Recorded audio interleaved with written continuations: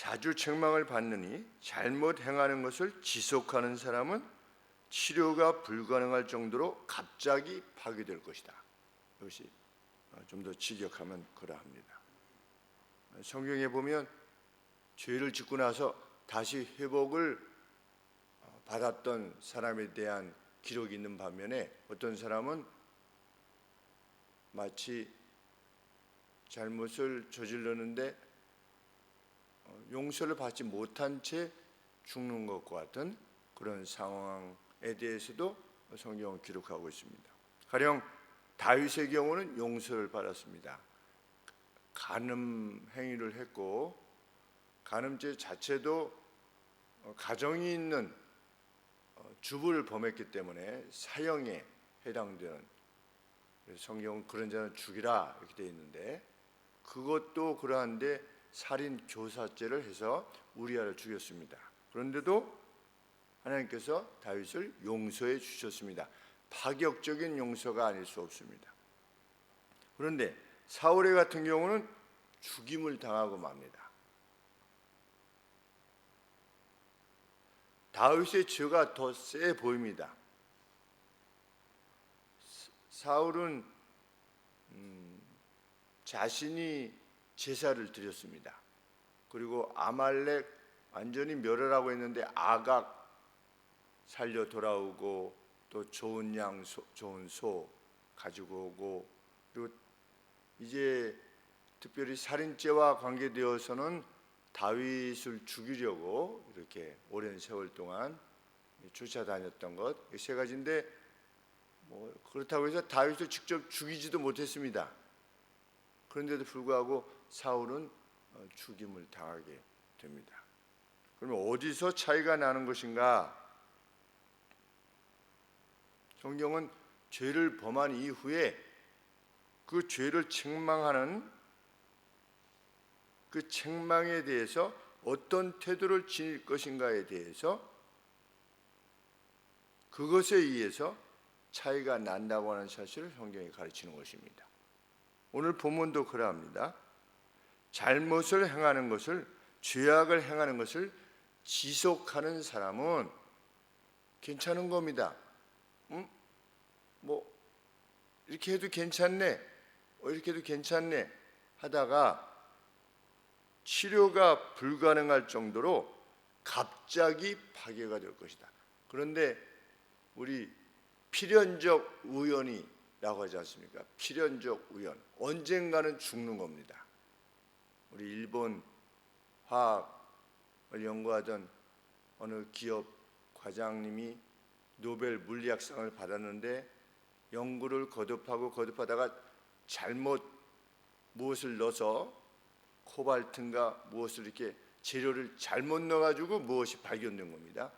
그래서 나중에 인터뷰할 때 자기가 여러 이제 재료들이 있는데 차례차례 이렇게 넣는 거죠. 근데 순서가 잘못했을 뿐 언젠가는 계속 실험을 할 거니까 그 우연 같아 보이지만 사실은 필연적 우연이다, 이렇게 자기 자신의 발견에 대해서 표현한 적이 있습니다. 그런데 악인은 계속해서 악을 지으면 필연적으로 그냥 누군가 우연히 쏜 화살에 맞은 것 같지만 그것은 필연적 사망인 것입니다. 성경이 그렇게 밝히고 있는 것입니다. 성경은 정말 심각한 죄를 지었다 할지라도 그 죄인이 회개할 때 다시는 그 죄를 범하지 않기를 다짐하는 마음으로 하나님 앞에 구할 때 하나님께서는 용서하신다. 그래서 용서받지 못할 죄가 없는 것입니다.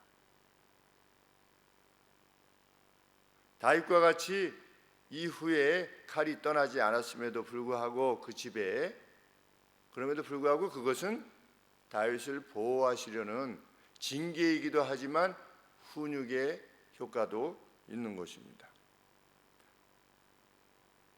하나님이 다윗을 용서하시는 것은 나단의 회개 촉구에 그가 인해 회개했기 때문입니다. 그리고 그 그것이 임시로 그 재난을 피하기 위한 것이 아니라 그 중심으로부터의 회개였기 때문입니다. 중심으로 회개할 때 하나님은 용서하십니다. 그가 용서받았던 것은 그 앞선 죄들이 별거 아닌 것이 아니라 그의 회개가 진심한 것이었기 때문입니다. 그래서 회개라고 하는 것은 우리가 뉘우친다, 리펜트라고 그러는데 뉘우친다를 넘어서 돌아서는 겁니다. 그래서 컨버전이라 그랬습니다. 컨버전이라고 하는 뜻은 역으로라는 뜻입니다. 역, 앞으로 가다가 돌아서서 뒤로 가는 겁니다. 그것이 성경에서 말하는 회개입니다. 자신의 삶의 방향을 완전히 전환하는 것입니다. 다윗은 그러한 회개를 행했던 것입니다. 그래서 열왕기상 15장 5절에 보시면 이렇게 표현하고 있습니다. 햇사람 우리야 사건을 제외하고는 일생 동안 여호와 보시기에 곧 바른 일만을 하였으며 여호와의 명을 어기지 않았다. 일생 동안 그 뒤로 다윗이 범죄할 수 없었다는 겁니다. 범죄하지 않았다는 것입니다. 그는 말로만 회개한 것이 아니고 죄에서 완전히 떠난 것입니다. 우리도 그렇게 되기를 원하는 것입니다. 우리의 감추어진 죄, 중독되어 있는 죄, 이 죄로부터 완전히 돌아서기를 원하는 이유가 여기 있습니다. 반면에 사울과 아합 자신의 죄에 대해서 겸연쩍어 했습니다. 그리고 때로는 울기도 했습니다. 막 다윗이 왜 저 같은 이 벼룩과 저 같은 자를, 개 같은 자를 왜 이렇게 벼룩을 잡듯이 이렇게 추격하십니까? 무가치한 자를. 그랬더니 막 사울이 울면서 내가 잘못했다 이렇게 하지 않았습니까? 그런데 이내 죄악을 지속하는 겁니다. 아합도 갈멜산 위에서 경험했습니다. 하나님의 살아계심을, 하나님께서 불로 그 제단을 태우시는 것, 3년 6개월 동안 비가 아니 오다가 기도할 때 비가 오는 것을 보았습니다. 그럼에도 불구하고 지속적으로 악을 행했습니다. 그 완악함으로 인한 파멸, 그것은 언젠가는 오는 것입니다. 하나님께서는 우리가 악을 처단하지 않아도 악인으로 하여금 악인을 처리하게 하십니다. 그것이 하나님의 방식입니다. 그렇지 아니하면 하나님께서 직접 충이 먹어 죽도록 하시는, 그렇게 치시기도 하시고 느부갓네살 왕처럼 미치게도 하시고 벨사살 왕처럼 음모에 의해서 죽임을 당하기도 하시는 것입니다. 하나님께서 달아보실 때 미치지 못하면 하나님께서 그렇게 행하시는 것입니다. 그 파멸이, 죄인의 파멸이 그렇게 두려운 이유는 다시는 회개를 얻지 못한 채 죽는 것이기 때문입니다. 죽는 것이 두려운 것이 아니라 회개 없이 죽는 것입니다. 그것은 멸절을 의미하는 것입니다. 다시는 영원한 생명을 얻지 못하게 되는 그러한 완전한 저주에 이르는 것이기 때문에 그러합니다. 우리도 혹 실수하여서 죄를 범할 때가 있습니다.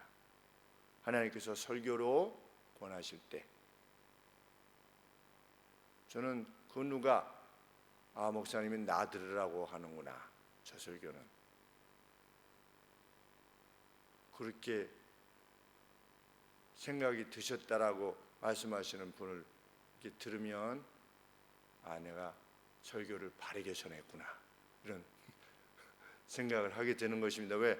저는 의도적으로 그렇게 하지 않았는데 성령께서 그 말씀을 가지고 나 들으라고 하는 소리구나 이렇게 깨닫게 되면 정말 그 음성에 귀를 기울여야 됩니다. 화를 내시는 게 아니라 하나님께서 나로 이렇게 깨닫게 하시는구나. 하나님께서 그렇게 설교로, 때로는 권고로 죄를 책망하실 때 그렇게 하시면 안 될 것 같습니다. 이렇게 할 때 참 돌아서야만 하는 이유가 여기 있는 것입니다. 책망에도 불구하고 돌아서지 않으려 한다면 그는 다시 회복의 기회를 얻지 못할 것이기 때문입니다. 비단 그 누구뿐만 아니라 우리들 모두가 이 면에 있어서 참 마음을 동이는 그런 겸비한 믿음이 우리들 가운데 늘 자리하기를 하나님 앞에 소원합니다. 기도하겠습니다.